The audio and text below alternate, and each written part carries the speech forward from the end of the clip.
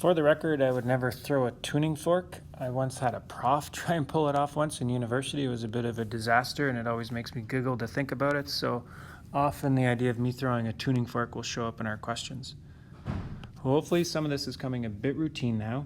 When I see a temperature in the sound unit, that's really in disguise, that's telling me the speed of sound. So I might as well do that right off the bat. The 0.59 equation. When the temperature is 15, I get the speed of sound being 340.85.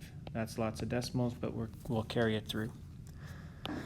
Says that the tuning fork is ringing at 5:12 and thrown at 10.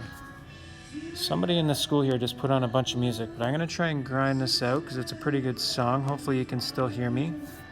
Our Doppler effect equation is this weird ratio.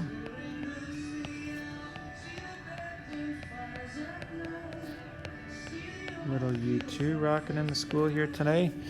All right, the Doppler effect equation always has, there we go. The Doppler effect equation has the plus and minus in it. In this particular question, it says the tuning fork is flying away from you. So at least if I'm going to throw a tuning fork, I'm not throwing it at you.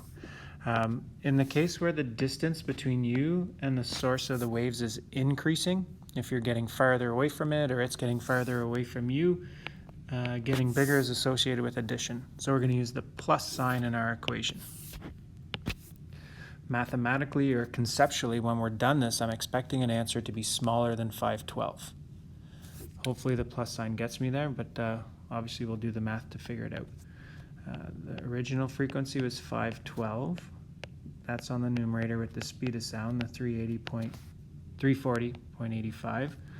On the denominator, this time I'm going to add, and my speed was 10. I've done it with my calculator. We're getting a really big number on the numerator, 350.85 on the denominator. When we divide it out within rounding, I'm getting 497 hertz.